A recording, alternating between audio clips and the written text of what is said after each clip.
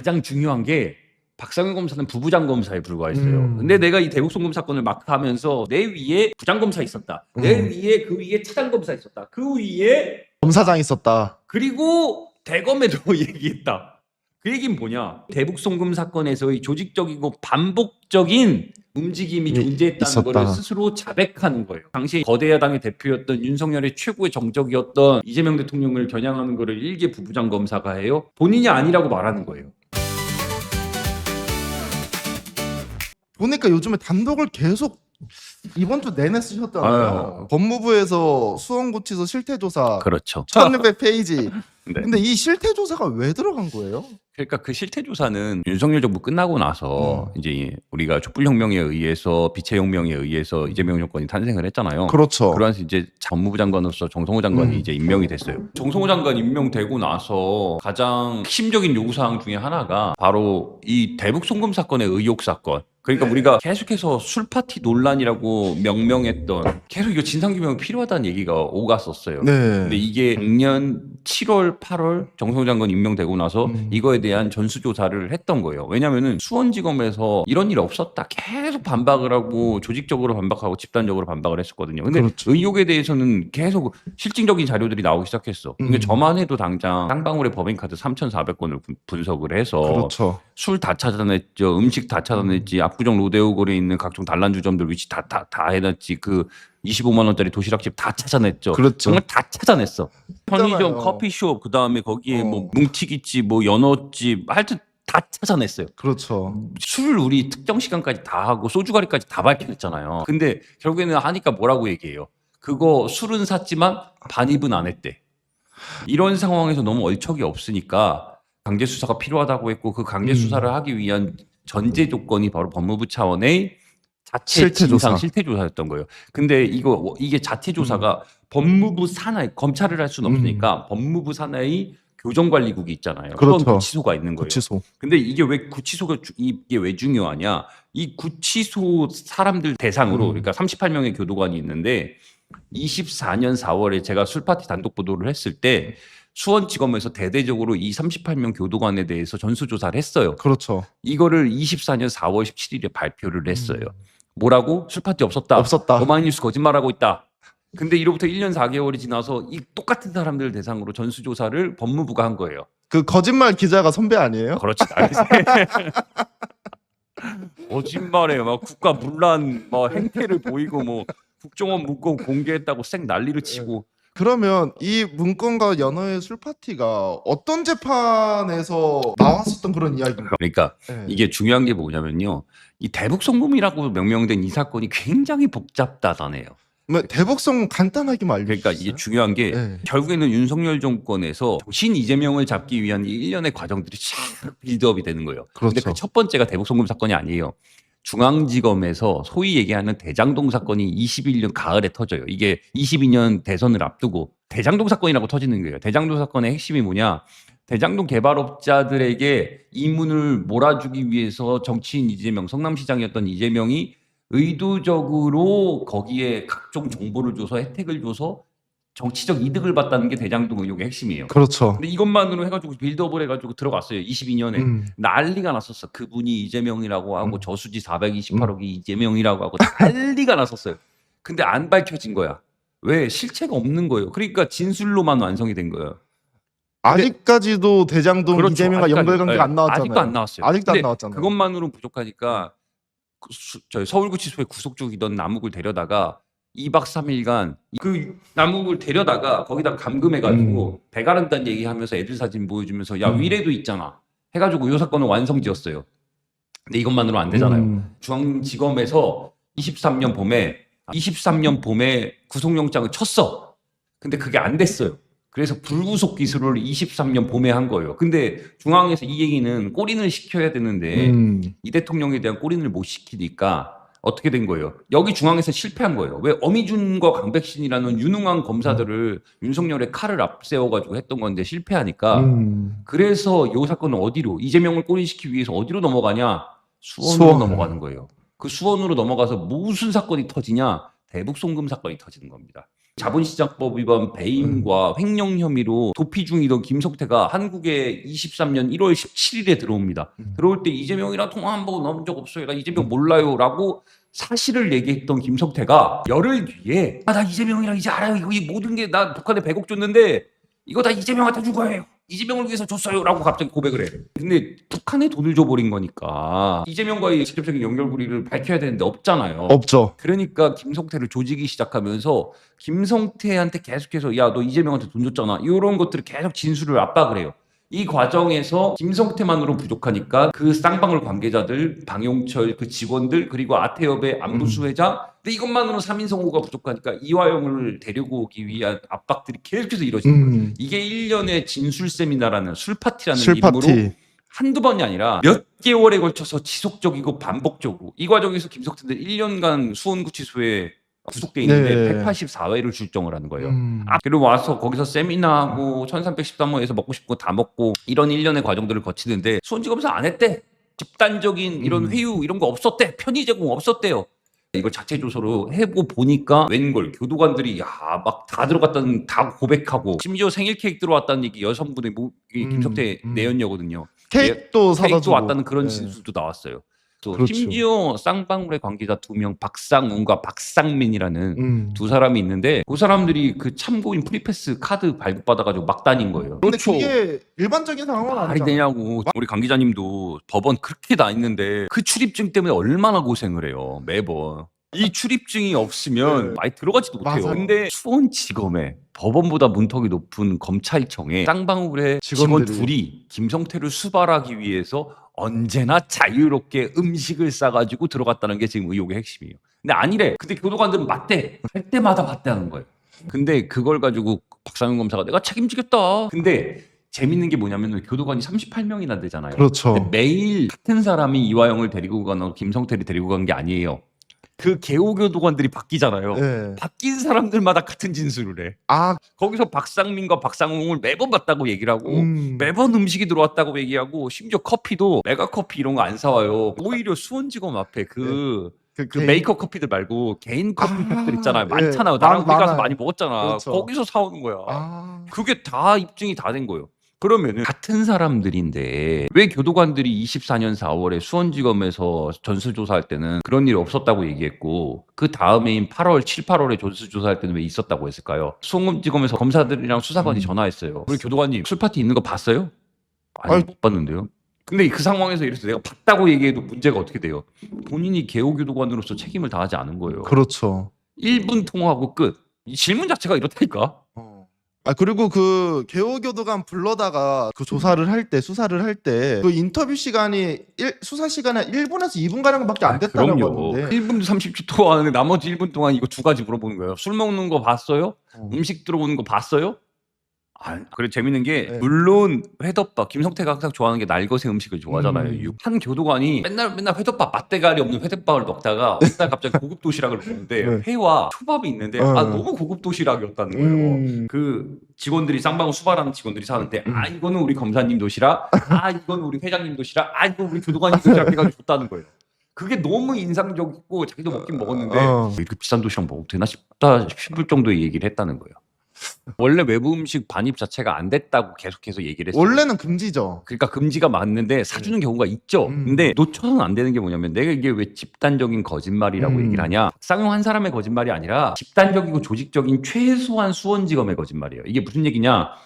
제가 단독보도 술파티 단독보도 했을 때 수원지검에서 24년 4월 17일에 집단적으로 메시지를 검찰청 출입 기자들에게 내요. 그 내용이 뭐냐? 그 두 번째 내용이 딱 이거예요. 일단 첫 번째는 술파티 없었다. 두 번째 내용이 뭐였냐? 외부 음식 반입 없었다. 근데 결국엔 반입 어떻게 됐어요? 걸렸죠. 걸렸죠. 걸리니까 뭐라고 얘기해요? 박상용이 자기 그 추진비 법카 썼다고 얘기했어요. 그러니까 법카로 해가지고 휴일에 샀다고 얘기를 했어요. 근데 그것만이냐? 아니라니까요.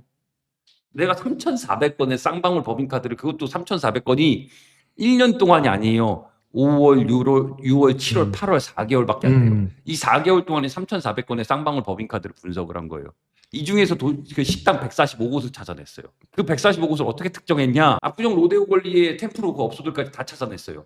이게 왜 특정이 되냐? 그 법인카드가 김성태가 출정하는 날 맞춰서 용산에서 강남에서 출발해가지고 어디로 가? 수원구치소로 출근해요. 그래서 김성태가 예를 들어서 그날 오후에 2시에 출정이에요. 그러면 오전에 법인카드가 9시, 10시에 수원구치소에 있는 그 커피숍에서 결제가 돼. 10,000원. 왜 10,000원이냐? 커피랑 샌드위치, 빵 이걸로 먹고 들어가. 그래서 접견하고 나와서 이 카드가 어디로 가냐? 점심에 어디로 갈까요? 출정 전이니까 수원지검 앞으로 가는 거예요. 이제 출근해서 출근도 찍었어. 김성태 만났어. 그리고 이제 수원지검 앞으로 이동하는 거예요. 그래서 지검 앞에서 결제를 해요. 결제를 하는데 보통 2만 원, 3만 원 결제해야 되잖아요. 둘이 먹어도요. 그렇죠. 40만 원 결제가 되는 거야. 그럼 뭐 엄청 많이 사갔다는 거예요. 그러니까 그게 말이 돼요. 근데 문제는 그러고 나서 이제 강남으로 가면 되잖아요. 법인카드가. 4시간 뒤, 5시간 뒤에 어디서 결제가 돼요? 수원지검 앞에서 또 결제돼. 그러면 계속 함께 있었던 거야. 그러면 그 4시간 동안 결제가 안 돼요. 그러면 어디 있었을까? 수원지검에 들어갔다 왔다는 거예요. 그럼 음식 상하는데? 그러면 바로 먹었다라는 거네. 그렇지. 결제하고 들어가서 다 같이 먹고 그 위에 부족하면 더 사오고. 그러니까 이게 방용철, 김성태가 뭐라고 얘기하냐? 이게 추운데 힘든데 거기가 좀 쉬었다가 나중에 방용철이 부회장인데요. 쌍방울 직원들 나 이제 심심하니까 소위 말하는 이제 노가리 깐다 그러죠. 노가리 깐다. 거기서 박상민, 박상웅을 불러다가 김성태가 법원에 재판 받으러 가면 나 혼자 거기 있기 심심하니까 너 몇 시까지 와가지고 나랑 같이 노가리 까자 그래. 이딴 짓을 벌이는 거예요. 거기 1313에서 에어컨 나오고 히터 나오고 좋으니까 이런 짓을 이게 말이 돼요? 그러면 여기서 이제 이런 생각이 들죠. 왜 그랬을까? 왜 그랬을까? 왜 그랬을까요? 왜 일개 배임 횡령 대북송금 사건 관련해 가지고 외환거래법 위반 이 제3자 뇌물로 있는 이 쌍방울에 어둠의 세계 출신의 사람을 위해서 왜 이렇게까지 했을까요? 왜냐면 대장동에서 이재명 당시 대표를 못 집어넣었잖아요. 그렇지. 근데 이제 진보 진영의 대선 주자인데 이 사람이 대통령 되면 큰일 날 것 같은 거야. 그러니까 그건 물론 우리가 알 수 없어요. 다만 그렇죠. 중요한 건 뭐냐? 정치인 이재명을 잡기 위한 노골적인 방법이 완성되기 위해서는 우리 지금 강 기자님이 얘기한 대로예요. 뭐예요? 이를 위해선 진술이 명징한 진술이 필요해요. 그렇죠. 그러기 위해서는 그 진술을 완성하기 위한 각자 나름의 완성된 진술들이 필요했고 거기를 위해서는 김성태가 뭐까지 얘기하냐? 안부수한테 아이씨 그 북한에 돈 줬다 그래. 그래야 형량이 싸게 나오지. 이런 발언 나와요.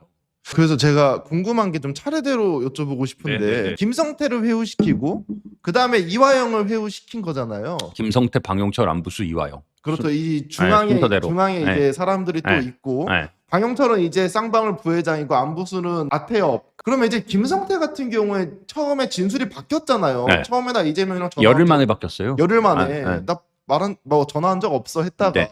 그러면 어떤 회유가 그 당시에 있었던 거예요? 그거를 김성태의 이제 측근이라 불리는 그 이제 KH 이제 부회장 그 도원결의를 맺었다고 말할 정도의 측근이 30년을 알았던 그 측근이 이제 고백을 한 적이 있는데 김성태가 이렇게 얘기를 해요. 그 워딩이 김성태 의리 있다. 의리 있다. 의리 있다. 물론 어둠의 세계 뭐 이런 거 떠나서 인간적인 의리가 있다고 얘기를 해요. 근데 이제 김성태가 고백을 하고 자백을 하게 소위 말하는 검찰의 공소 사실에 맞춰서 그렇게 진술한 가장 결정타가 뭐였냐? 김성태 가족들을 다 털었어요. 김성태의 그 부인과 자녀들 계좌까지 다 털고 네. 압수수색 해가지고 일단은 완전히 활동 자체를 막아버렸고 김성태 동생, 사촌형, 그 지인 가족들 전부 다 구속시켜 버렸어요. 그리고 구속시켜 버려가지고 완전히 다 올감해 버리니까 야 너 혐의가 이렇게 많아. 너 주변인들이 이렇게 했어. 나중에 김성태가 그 구치소에서의 녹취 파일 보면은 네. 김성태의 소위 말하는 가까운 이제 여성이 한 분 계신데 이제 그분까지 다 털어요. 다 털고 심지어 구치소까지 집어넣지 않지만 구치감에다 집어넣어요. 그거에 대해서 김성태가 굉장히 막 미친 듯이 화를 내요.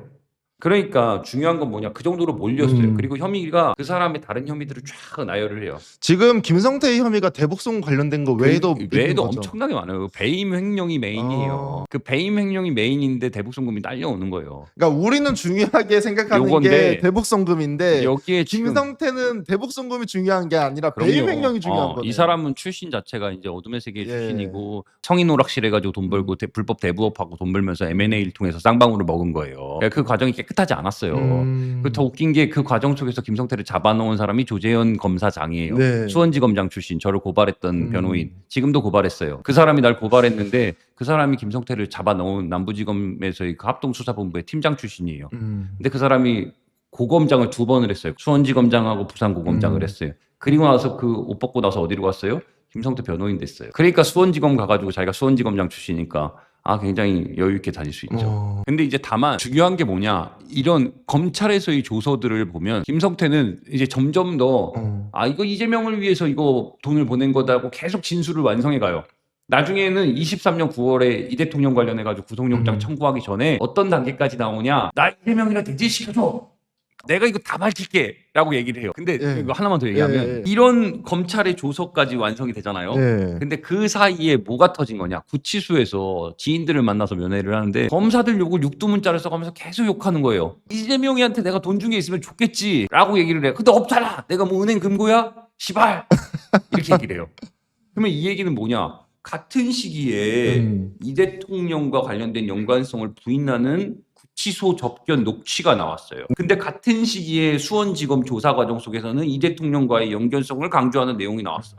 뭐가 오염되지 않았을까요? 제 생각에는 그 녹취록이 오염이 되지 않았을 거예요. 당연하죠. 육두문자의 깊이가 달라요. 그러면 뭐가 오염되지 않았냐고 묻는다면 당연히 후자죠. 근데 법정에서 인정된 건 그 앞에 내용들만 인정이 다 됐어요. 그 이전에 나는 이재명과 수원지검에서. 관련이 있다라고 그렇죠. 얘기한 거는 인정이 되고, 그 뒤에 있었던 나 이재명 뭐 내가 줬으면 말을 했겠지, 네. 이런 내용들은 아직 인정되지 않은 거예요. 그럼요. 그러니까 구치소에서의 접견기. 근데 그게 뒤늦게 이제 터진 거예요. 그거를 이제 제가 이제 확보해서 이제 단독 보도를 했던 거고. 이게 농담 같지만 1600페이지예요. 이게 김성태, 방용철 등의 구치소 접견 기록.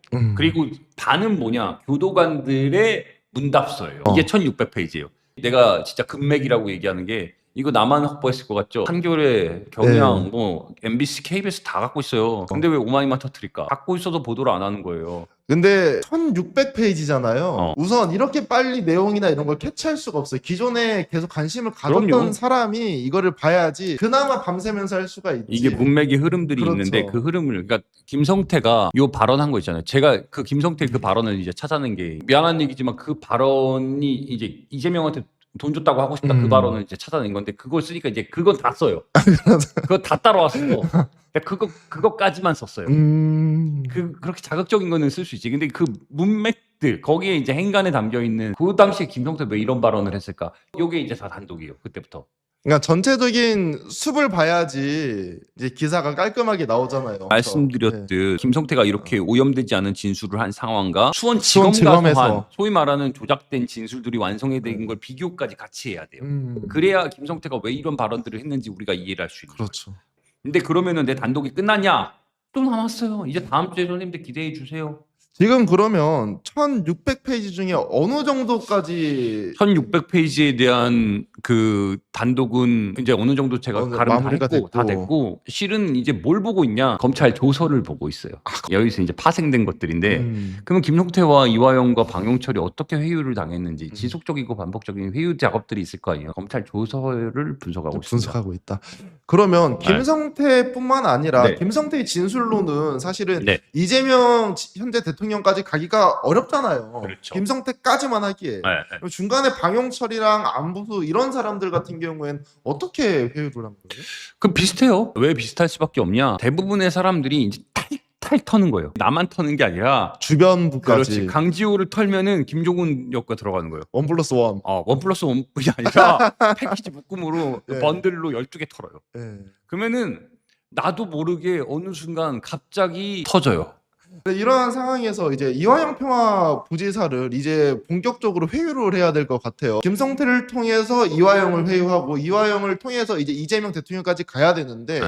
사실 이화영이라는 인물 자체가 이재명 대통령의 측근이라는 이야기가 많잖아요. 뭐 물론 측근이면 측근, 경기도 예, 평화부지사를 했으니까 그렇죠. 측근이면 측근이죠. 근데 이제 한편으로는 이화영이라는 정치인은 또 이 대통령이랑 같이 시작했냐, 소위 말하는 이제 이해찬 계예요. 그렇다고 이 대통령이랑 또 같이 시작했냐고 한다면 또 그렇진 않아요. 그러니까 김용과 정진상은 같이 시작한 게 맞아요. 네. 근데 이화영은 또 다른 결이야. 다른 정치 발판인데, 그러면 왜 평화부지사를 왜 시킨 거예요? 시켰냐? 전문가라서. 과 관련된 전문가라서. 그리고 경기도가 아시겠지만 북한과 접경 지역이, 이 경기도 북부는 접경 지역이에요. 저 그리고 포천 평화부지사라는 이런데. 거는 경기도에게 이 대북은, 북한은 같이 동반자적 역할도 하면서 경계도 해야 되지만 앞으로의 미래를 같이 꾸려가야 될 대상인 거예요. 그러니 거기에 가장 전문가가 민주당 내에서의 인재가 누굴까 보니까 이화영이었던 거예요. 그리고 이 사업이 실제로 진행이 되려고 했던. 그리고 경기도는 지속적이고 반복적으로 이재명 이전에도 이런 대북 사업을 해왔어요. 그러니까 비료 사업이라든지 묘목 사업이라든지 해왔어요. 이화영이라는 사람이 거기에 전문가니까 들어오게 된 거예요. 들어오게 된 거다. 자연스럽게 해서 이제 이런 사업들이 진행이 된 건데 문제는 사업들이 계속해서 진행되려고 하니까 뭐가 터졌어요? 20년에. 코로나. 그리고 이 과정에서 이 사업의 이 출발점이 언제였냐? 2018년에 뭐가 있었어요? 김정은과 문재인 대통령의 정상회담이 있었죠. 그때 우리 통일되는 줄 알았어요. 그때 막 난리가 엄청 났죠. 난리 났었잖아요. 그러니까 쌍방울 입장에서는 이 네이 팔던 소고 팔던 쌍방울 입장에서는 그때 막 하면 되겠다. 이거 같이 들어오면 되겠다. 그래서 막 북한에 1,000만 불어치의 네이 준다 그러고. 네. 그리고 이화영과 김성태가 원래 친분이 없지 않았어요. 여기서의 그 친분을 바탕으로 해서 김성태도 그러면 북한이 이거 완전히 노다지니까 들어가 보려고 했고 그 과정에서 이런 소식들이 막 그때 쌍방울의 주가가 나노스 같은 데 주가가 막 올라갔어요. 왜? 테마주를 묶여서 북한이랑 뭔가 연계될 거 사업하고 광물 작업 막 1조 사업짜리 따오고 막 이러니까 대동강 맥주 따갔다 그러니까 근데 이 과정에서 자기들의 사업이 메이드가 되고 있는데 갑자기 생뚱맞게 100억을 이제 김성태 회장이 자비로 줬다고 북한에서 이제 나오기 시작을 하는 거예요. 이제 처음에는 경기도 스마트팜 비용을 우리 형님을 위해서 내가 스마트팜 비용을 내가 못 내줘 막 이렇게 술 먹다가 500만 불? 500만 불. 예. 500만 불이 얼마인 줄 알아요? 60억? 70억. 70억. 그걸 우리 형님을 위해서 북한에서 화냈다고 술 먹다가 김성태가 내가 낼게 얘기한 거예요. 근데 그러다 그것만으로는 부족하니까 300만 불. 40억이 40억, 40억이. 이 대통령의 방북 비용으로 쓴다고 그거 내가 낼게. 이게 믿겨요? 이게 그리고 근데 문제는 2024년 6월 7일 이게 이화영이 9년 6개월을 1심에서 받았던 날입니다. 이날 신진우 부장이 이화영에게 외환거래법 등 물론 이화영도 뇌물과 뭐 정치자금법 네. 위반이 같이 묶여 있었어요. 묶여 있긴 하죠. 묶여 있긴 했는데 외환거래법이 가장 핵심이었으니까 이 외환거래법 위반으로 9년 6개월을 이제 때리면서 뭐라고 얘기를 했냐? 김성태 진술의 신빙성을 부여를 했어요. 이게 무슨 얘기냐? 김성태가 대한민국 중견기업의 CEO이기 때문에 경험치게 준 거 하면 주가 조작을 위해서 북한의 사업을 위해 자기만의 사업을 위해서 100억을 보낼 리가 없다라고 오해를 했어요. 경기도와 이재명을 위해서 100억을 보냈다는 얘기예요. 방북 비용이다. 근데 신경기업의 CEO가 북한에 100억을 주가 조작을 위해서 보낼 리가 없다는 거예요. 근데 주가 조작을 위해서 보냈다는 그 흔적들이 국정원 문건으로 이미 다 나왔어요. 근데 아니래. 근데 그 과정 속에서 이 선고가 나오기까지 과정들이 검찰의 진술 조서들이 다 완성이 돼가지고 이렇게 나온 거예요. 근데 그 시기에 구치소에서 김성태가 이재명한테 돈 주고 싶은데 줄 수도 없는데 내가 은행 금고야 라고 말한 거예요. 뭐가 맞을까요? 이거 너무 명징한 거예요. 그렇죠. 명되지 않은 진술이 맞은 거예요. 그렇죠. 다만 박상현 검사가 자꾸 TV조선에 어제도 나왔더라고요. 예. 자기가 이제 이게 결국에는 뭐 이런 불리한 정황 속에서 언론이 일방적으로 보도하고 있고 지난번에 설날에 나와가지고 자기의 권한 밖의 이야기를 이 대통령 관련돼가지고 인사 관련된 이야기를 막 하더라고요. 근데 그러다가 어젠 나와가지고 자기가 이제 불리한 상황 이런 조직적인 대응까지 나왔으니까 또 얘기를 해요. 김성태한테 그 질문 그런 거 이재명한테 돈 준 거 물어본 적 없다. 그거 혐의도 아니다. 대북송금에서의 제3자 뇌물이 혐의다. 이런 얘기를 강조하는 거예요. 근데 누차 강조하지만 애초에 두 사람 사이에 돈 거래가 있을 수가 없었어요. 전화 통화도 안 한 사이라. 근데 그 전화 통화도 안 한 사이인데 거기서 무슨 돈을 뭐 이재명한테 돈 줬냐고 뭘 물어봐요. 그렇죠. 혐의는 뭐였냐?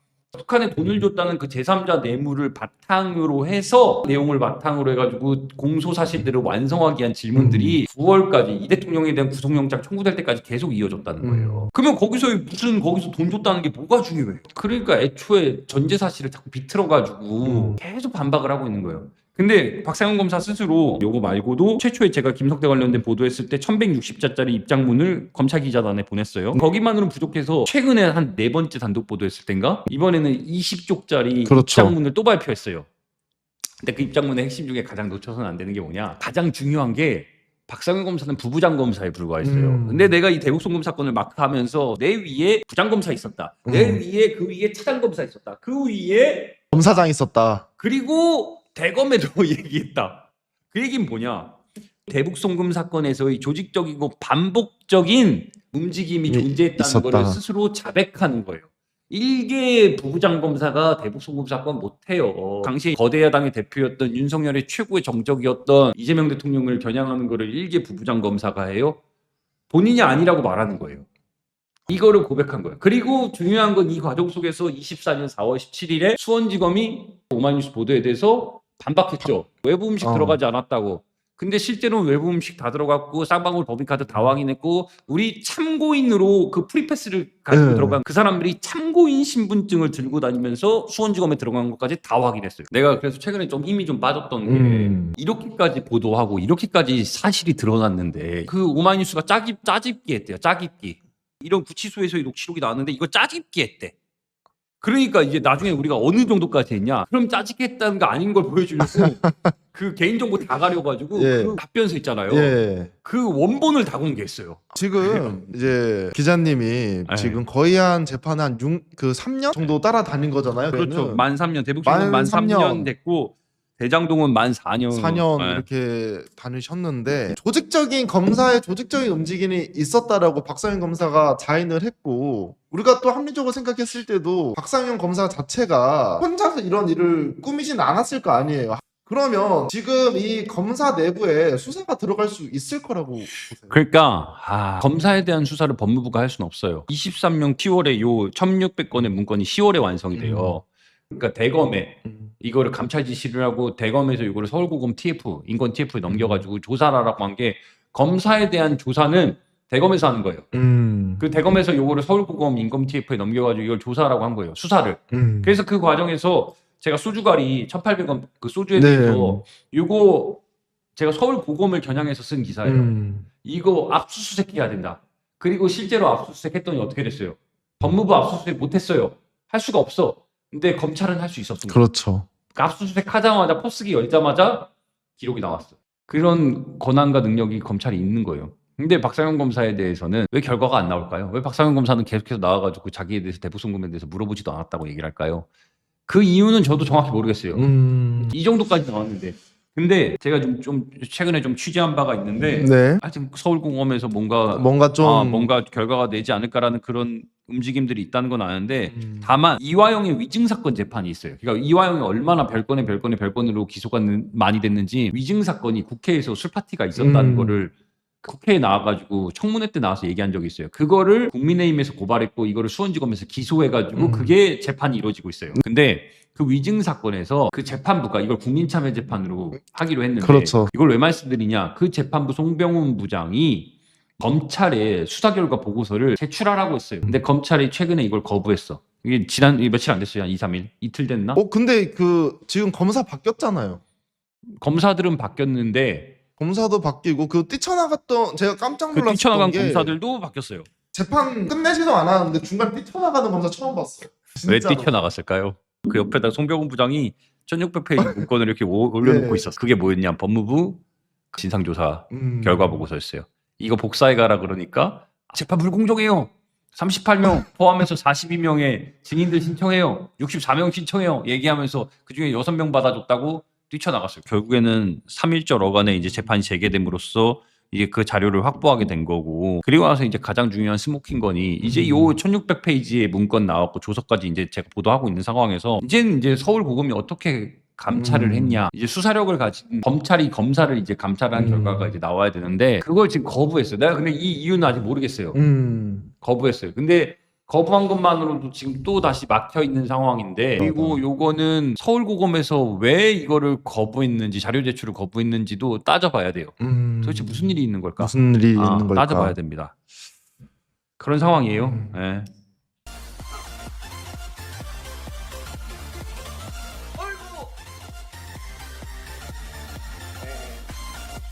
축하합니다. 파란색 당첨입니다.